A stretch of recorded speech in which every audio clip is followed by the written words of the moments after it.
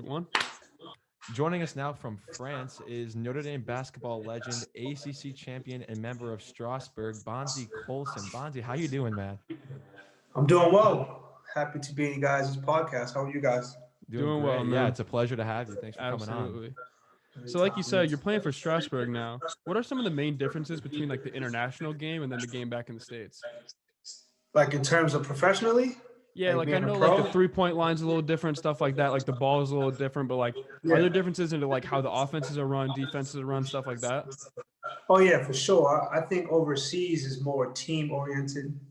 Yeah. And you know, I think in the states it's more one on one, but here it's like you gotta make plays.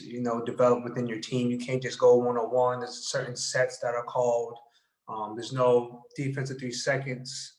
Some of the rules are completely different. So just the game is more pick and roll oriented as well. I think is, Okay. is, a, is a lot different than in the States. But, everybody spaces the floor. A lot of guys that you may never heard of can shoot, can play, and they're really good players. And that's something that, I had a little reality check, which is like guys that don't even look like basketball players. They can end up giving you 20 and 10 Yeah. or Yeah, for 15 sure. and 8, giving you crazy numbers. But it just shows that the whole world plays this game, and everybody is a great basketball player once you become a pro, and that's why they're Absolutely. pros. Yeah. Yeah, so obviously the transition from the States ball to Europe ball was kind of a big transition. So what's it like the living style? Like how is that different? Um, I mean, I think being a pro, you have a lot more time on your own. Period. Just obviously you're not in school, but I think like my apartment, like when I was with the Bucks, I had when I was in the G League, I had a roommate. When I was with the Charge, and then when I was on my two-way with the Herd, I also had a roommate. And then last year when I played in Turkey, I had no roommate. I had a really nice apartment. Kind of on Skyrise, a nice apartment, nice view of the whole city of Istanbul. So it was nice, but I had my own room, and now I'm in France. I got like a 3 bedroom, 3 bath, kind of spacious, just big apartment, and it's just me living. So it's different, but they give you cars, which is nice. But That they is nice. definitely, they take care of you for sure overseas, on and off the court. Yeah, absolutely. That's huge. You learning any French while you're over there? I'm trying. It's tough. It's just it's tough. It's a lot different than the states than English. But I know like we. I always say Yeah. we and like croissant and things like that. But I can't como se va, like some words like that. But Yeah. when you play, all of my teammates they speak English, so you don't really need to speak French as much. Yeah. Gotcha. So are most of your teammates do most of them you said they speak English. So are most of them from like the Europe area, or are they all over the world that come to Europe or France to play? So we have four. We have 4 or 5 Americans. Okay. I think four. We have 4 or 5 Americans, and then the rest are French players. But you can also sign guys from all over the world. Like one of my players is from Czech Republic. Um, so last year, one of my teammates was from Trinidad, but the majority is like 4 or 5 Americans. Then you have in Turkey, I have my Turkish teammates. In Yeah. France, I have my French teammates. Yep. So that's just kind of how it is. Gotcha.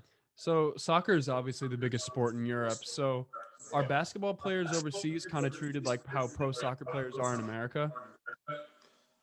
No, I think they get basketball players. We get love because it depends on the country. Honestly, it really depends on the country where you're located and the fan base of that team. Overseas, like in Turkey, for example, no, even in France, they have my like basketball team, Strasbourg.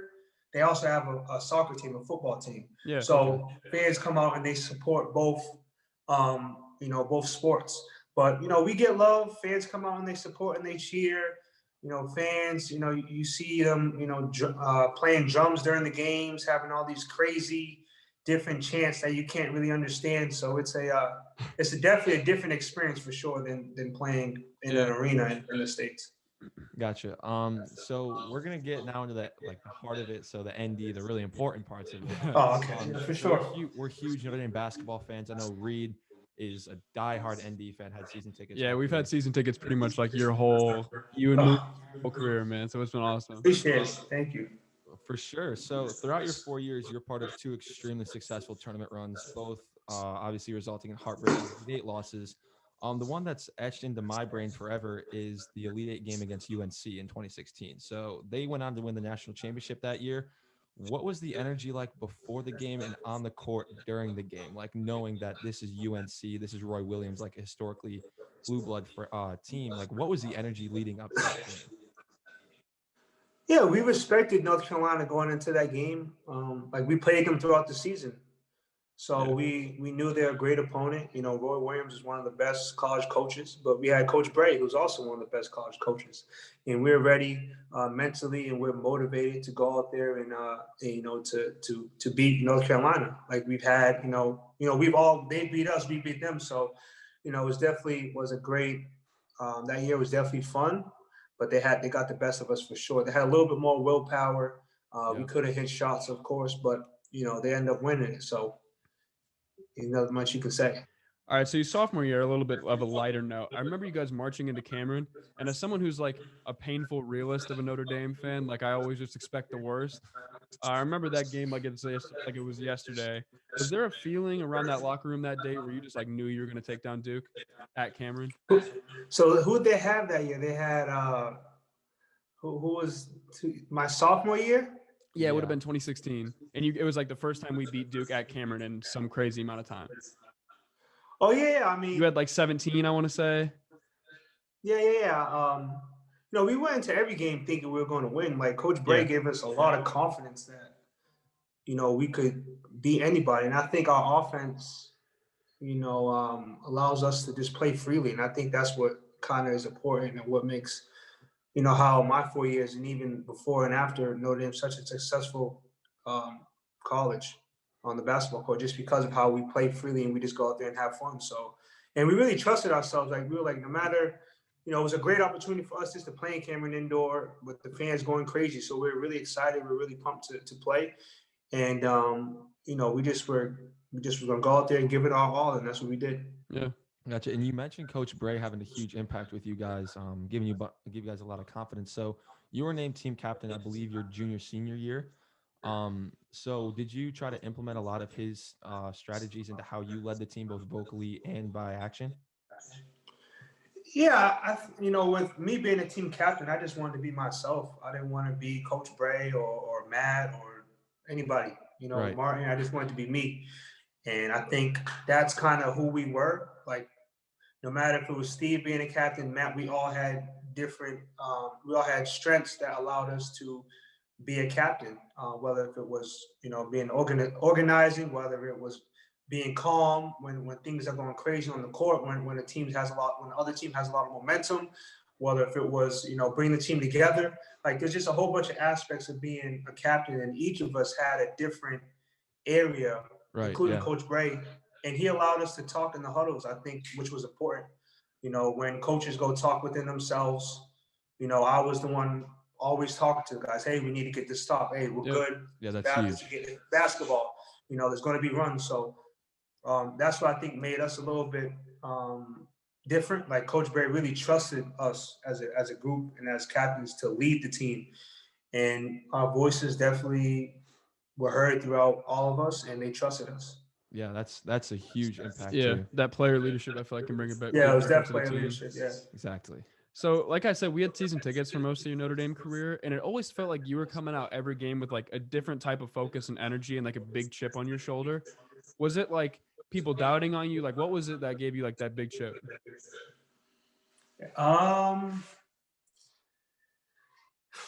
I just always play with that edge, and I'll play every game like it's my last.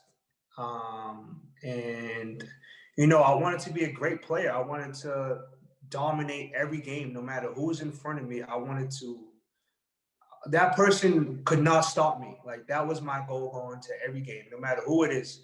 I'm going to, attack him. You know what I'm saying? So that was kind of my mindset, and I think it kind of, went through all the team when I had that swag and that edge. Whether it was me pumping my chest or going crazy, just diving the ball for those balls, all those crazy plays. I think it helped us bring energy as a team. So And then kind of realizing who I was as a college player, Coach Humphrey kind of gave me a big reality check, and just realized that, hey, like, you're going to have a target on your back, having all this success within your college career, people are going to come at you. So you got to handle it with respect, but you also got to understand that, you got to bring it your all every game, no matter who you're playing. Yeah. Yeah, for So sure.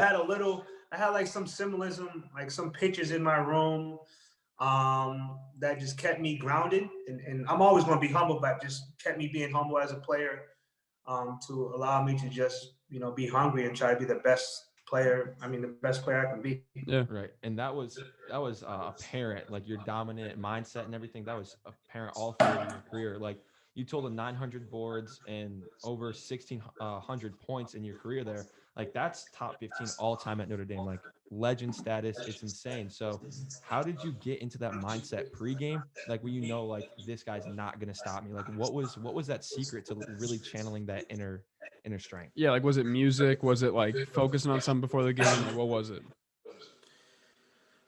I think it's just just who I am, and just my motivation for the game. Like just doing it for first, just for my family.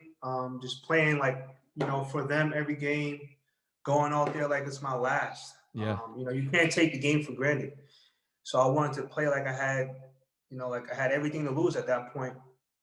And that was just kind of my mindset. I listened to a couple of songs.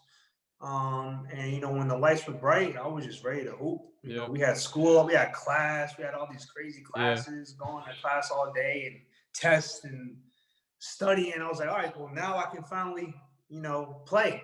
Yeah. Exactly. To let up all this steam that I have. So that was kind of an area for me to just let free and just, try to dominate and kill. Yeah. I don't want to use the word kill, but that was like my mentality. I don't want to sound like I'm me, but I'm a little different on the court. Absolutely. Yeah, that ferociousness on the court was apparent. Like I went to games, and you could just feel the energy that you brought to the building. It's just like you would erupt the Purcell, and it was insane. Yeah. Well, I felt the energy from the crowd. I don't know why. I loved the crowd. I loved hearing fans chant and looking in the audience when I can. Yeah, we appreciate it. It was dope. Like to this day, I love fans. I don't know what it is, but they just pump me up. It's like it gives me a different feeling, when I play. So back to like being that chip on your shoulder. So being 6'6" and playing the 4 or the 5 most of the time, like who was another big at the time or even now that like really gave you problems offensively or defensively? And who was a big that, due to like your advantage and like the size, like being a little bit smaller than most of the average bigs, who was a big that like you really gave trouble if it was like your quick step or something like that? All right. So who was a big that gave me trouble? Yeah. If there was one, I'm sure you dominated. Jaleel I doubt there really was any. Jaleel Okafor, he was tough. He was so big. Yeah. He was just so big, and his footwork was he had really good footwork. Because I was a 4 and the 5 in college. There was a lot of good players. Marvin Bagley was tough, like his first step. I know Ingram was tough because he was at the 4 and he was more guard oriented, so he could move in the perimeter. Crazy. Who else we got? Bryce Johnson. He was athletic and physical. You name it. There was a bunch of guys. Through the ACC that definitely gave me, probably missing a bunch, but but I just used I knew I couldn't guard them, but I knew for sure they couldn't guard me. So exactly. It was going to be. You can cook me, but I'm gonna cook you too. So I was kind of but I was gonna try. I was legit gonna foul you or use my quickness, make them earn it, my speed, and make it hard for you. Yeah.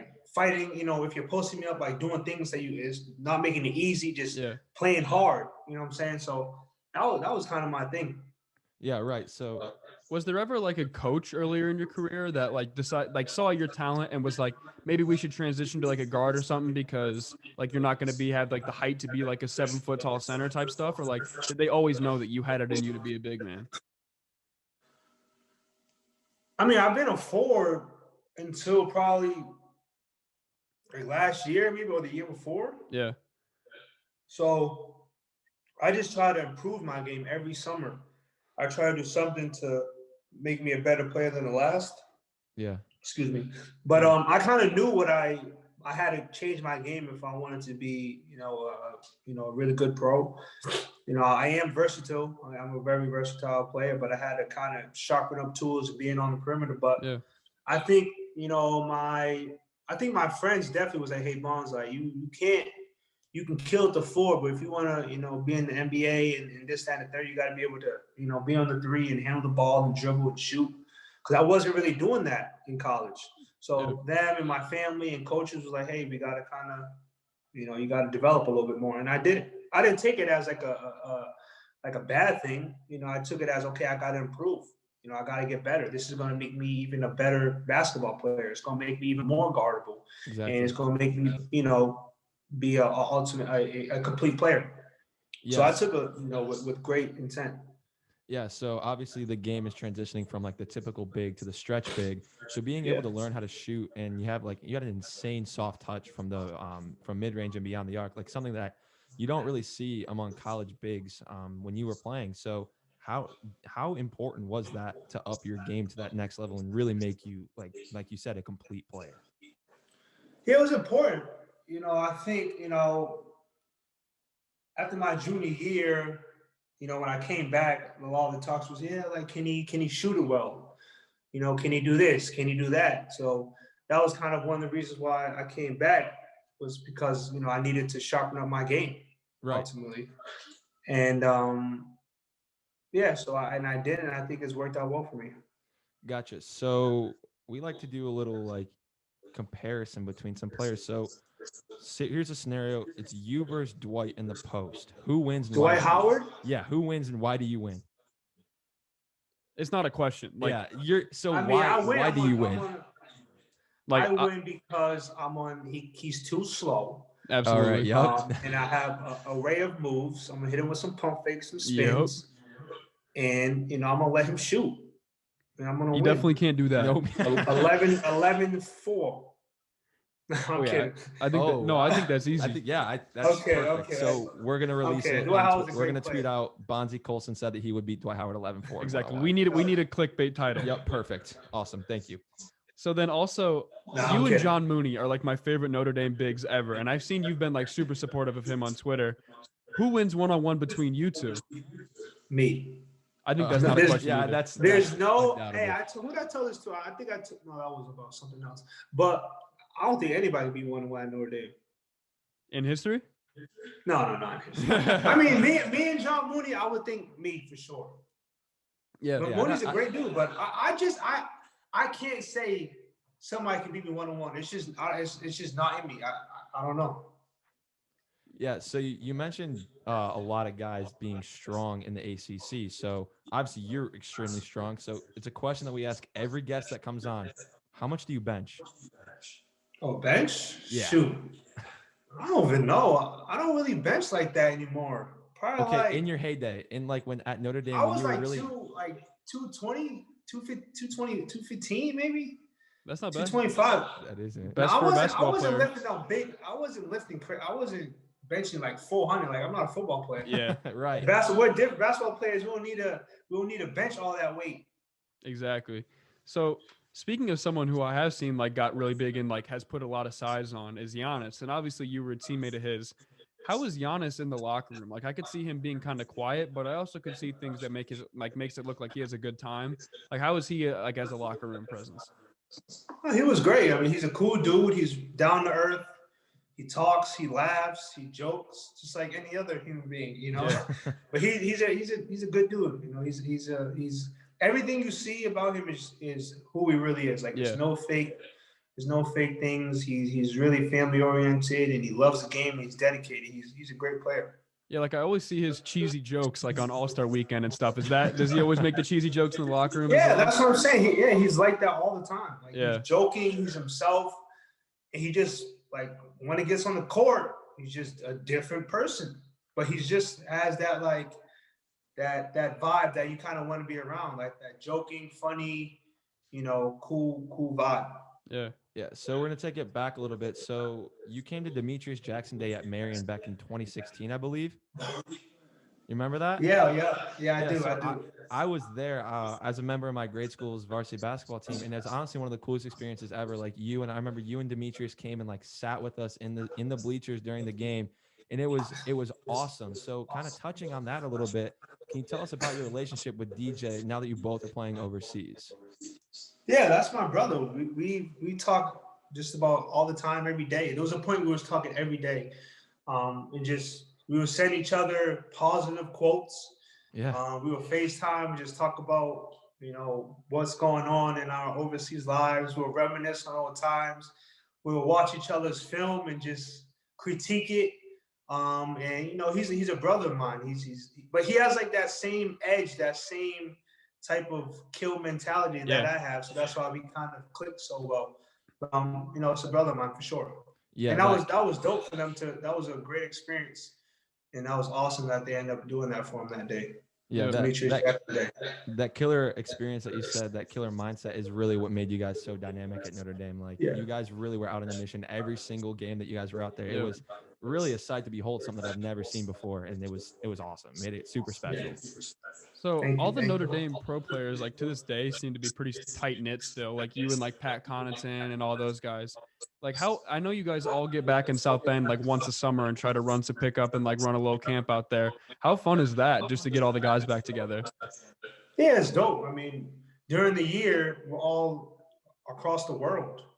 Exactly. We're all doing our job, doing what we love. Guys have families, so it's definitely fun to get back together for a couple weeks to just talk and hoop and compete again and make each other better and just have fun, on and off the court. So it's great that we can do it. And I hope we can do it in the future. Yeah. So one of the things that we do, we go through Twitter with every single interview that we have. We just go through their old Twitter, try to find a headline sort of stuff. So on December 10th in 2014, you tweeted out, "Not everything is meant to be, but everything is worth a try." You talked about positive quotes between you and DJ. You quoted yourself on that tweet.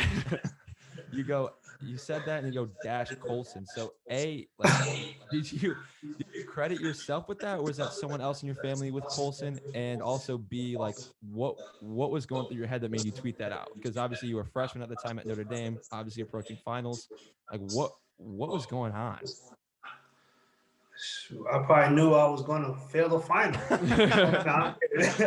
No, I'm kidding. I mean, that's the thing with me. I remember I would always like say something like funny or stupid, and always like I would always say like a quote, and I would always just say Colson after it, like act like it's mine, no matter what it would be, So that's something I would always do, and I think, it was just something I did, and I don't remember what I was doing during that time, but I definitely used to say Colson. I still do it. Like if I say like a quote or, I say something funny, I would always just say Colson after. Like that's mine now. Like if y'all use it, y'all gotta say me. It's a quote. Oh, we will. Anything that we say, we'll just say Colson after it. Yeah, we'll give you credit we got for you. it, no matter what.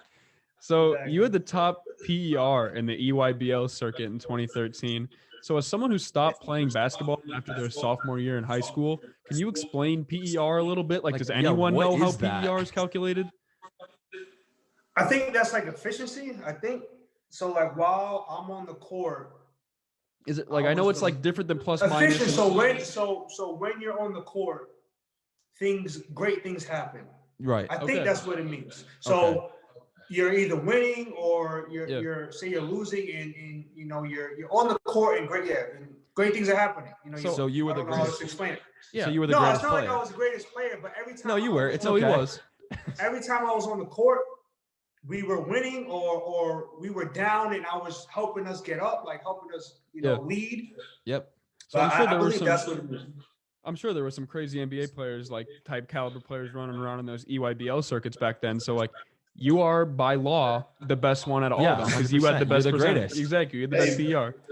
Maybe. You said it not me. But it was like EYBL, that was like high school during that period was so fun. Like I miss it though. We was traveling everywhere, just going to California and Minnesota, Texas, just playing basketball. And there was a lot of pros that we all played against to this day. For sure. Who was like the best pro you played in that EYBL circuit? Like best pro now, like they have a great Either year or, now. like Yeah, who's at the someone time, who's or- someone that you see now? They're like, oh yeah, I played against them in EYBL, or who Yep. was someone that was just like everybody, cooking dudes? everybody.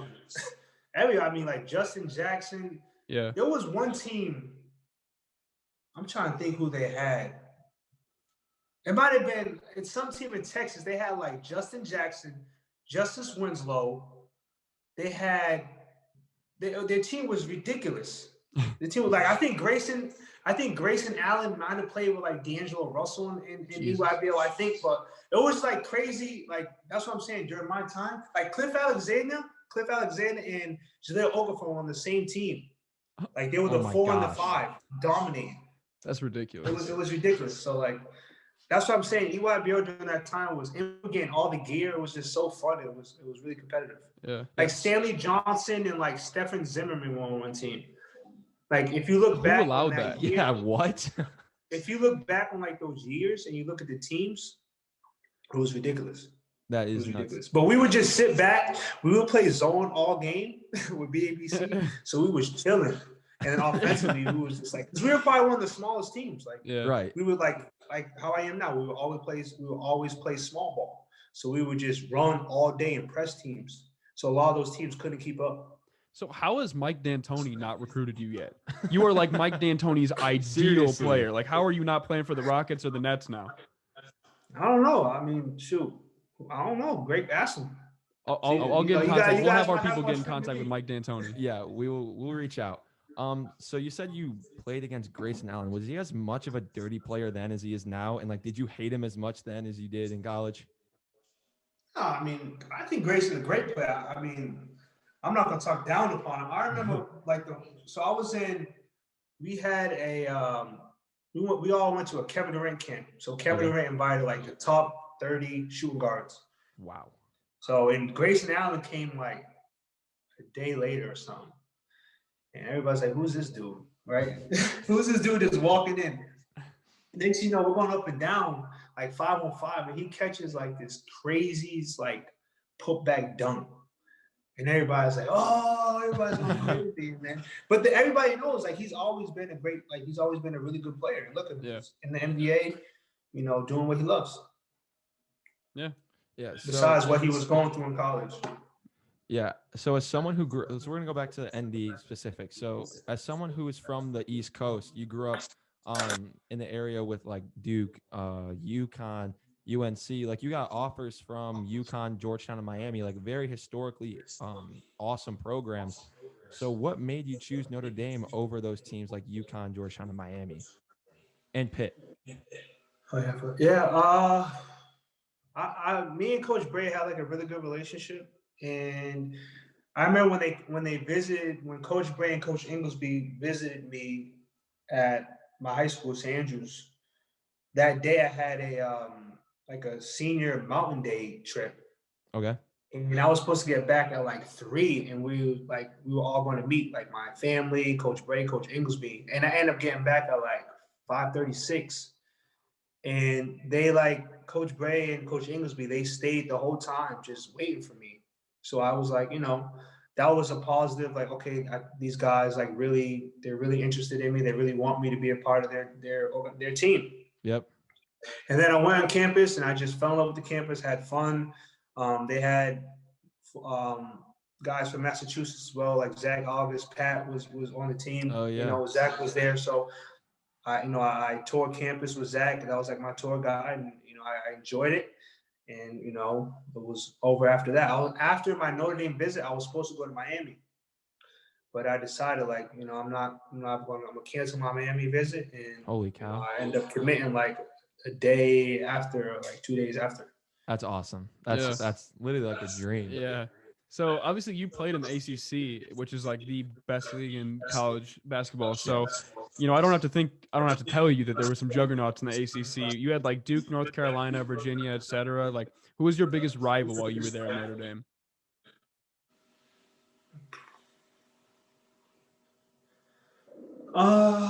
Man, I mean, Louisville, I think was like the ideal rival for us. Yeah. But I think, I don't know, BC kind of. Yeah. Not really BC. I don't know. I don't know if we really had one we would like maybe Duke. Like we would have good games against Duke too, but you All-time can't games really against say Duke. Duke survival with North Carolina. Like you can't say that. Yeah. So I mean, I don't know. Like I think it might have been Louisville though. I think Louisville is like the rival for Notre Dame after like they played 5 overtime together Yeah, each other. yeah, that was one of the craziest games I've ever Yep. seen. So, did you feel robbed in 2018 then when Notre Dame didn't make the tournament? Because I know I sure did as a fan. Oh yeah, that was stupid. Yeah, it was tough. I mean, like obviously I got hurt, which messed the whole thing up. But we didn't win games we should have won. Like we lost to I think Marist or something in the beginning of the year. Yeah. While I played, which killed us. And we didn't win some games, that we should have won that would have helped. And I think if we would have beat Virginia, I think we should have made the tournament. But like they mentioned, like if we would have beat Virginia, like those games that were close and we just couldn't pull away, it would have definitely helped. But it's not much you can really do. As you can't. We played every game trying to win, but sometimes you come short and then you leave it up to a whole group of guys. It's tough. Yeah, exactly. That We we have have 40 that we old have white guys who control. have never touched a Yeah. basketball in their life Exactly. get So to it's decide what like you guys are doing. You can't really do much about it, control it. Yeah. So you mentioned the injury in your left foot, the backstretch of your senior year, 2018. It was pretty serious. So how much did that end up impacting the way you played? Obviously, it impacted Notre Dame and how they got into the tournament, or they didn't get in the tournament, and then ultimately your draft stock too. Yeah, I mean, it hurt a lot because I came back my junior year. I came back my senior year after withdrawing from the draft, and we was cruising at the beginning of the season. Like we won Maui, we were top 5 in the country. Michigan State cracked us, but we were right there. Like Michigan State was 4, we were 5, and then we were having a great year. A lot of expectations, and I think a lot of we were winning a lot of good games, regardless of what was going on. So then I got hurt, kind of set back a lot. And then, my draft stock, obviously fell because I didn't have much games under my belt. Yep. And I didn't play a while. And then it's an injury that, it takes some time, but it's kind of a common, and it's a common basketball injury to fracture your left metatarsal, your fifth metatarsal. So it's not nothing out of the ordinary, but it definitely sets you back, especially because I was on the cusp of being drafted or not being drafted. So it definitely hurt, but everything happens for a reason. Yep. I'm happy where I'm at. My goals, I still have goals and that I'm chasing, but God has a plan for me. I don't really think about the injury as much. Yeah, so you talked about that Michigan State game. So obviously today, when we're recording, is the start of the Notre Dame season, and we got Michigan State today. Can we get a prediction from you? Yeah, Notre Dame beating Michigan State. Let's say that's all we need to hear. Yeah, of course.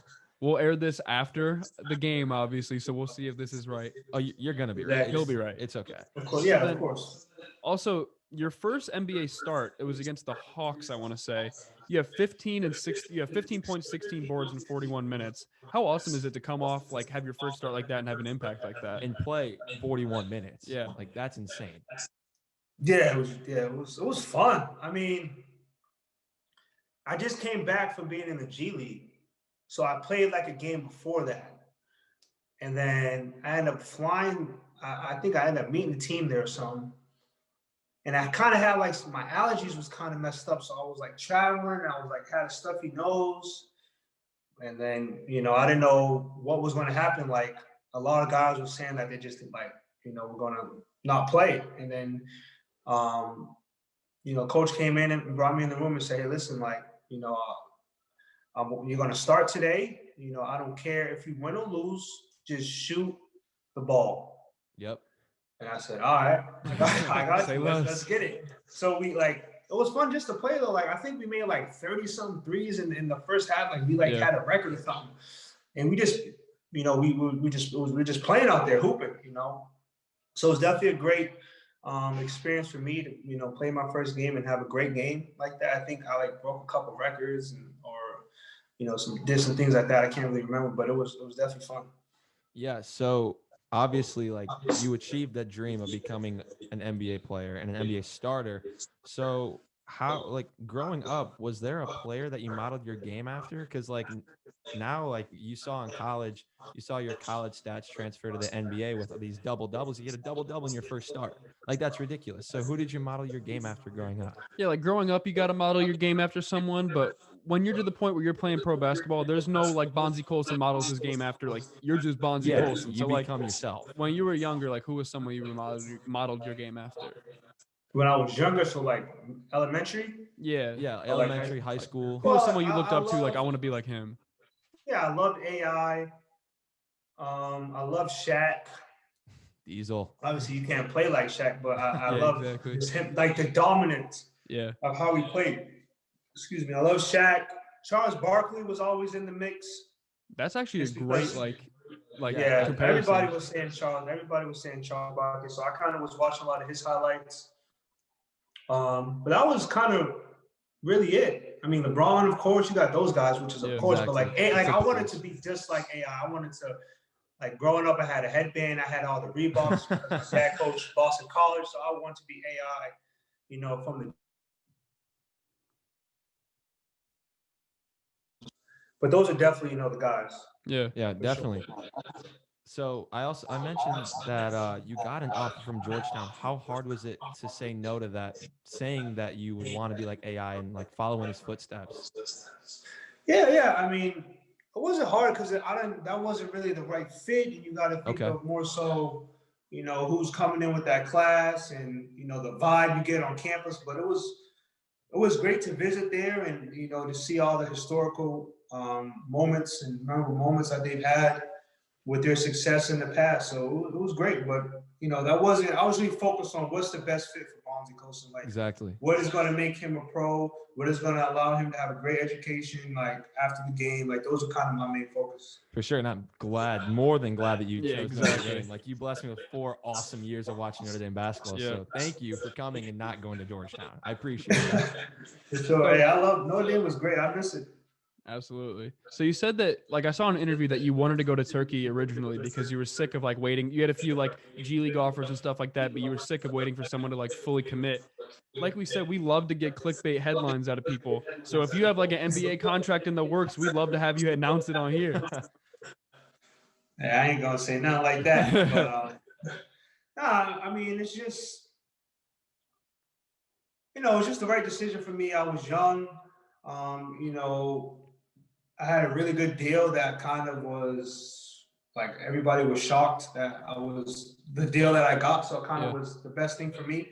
And, it turned out to be kind of well for me. Just being overseas and experiencing a whole different culture, like besides from basketball, just living in a whole different country, learning about new culture and walking around and seeing just having a whole new environment. It's refreshing.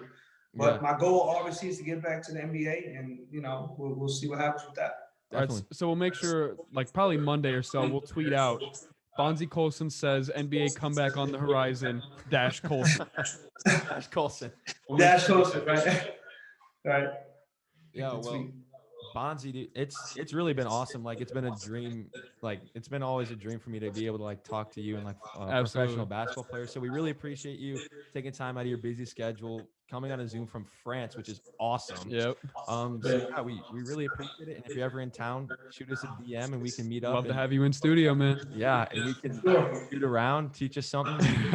maybe get a little one-on-one action with Mooney. One-on-one, yeah, for sure.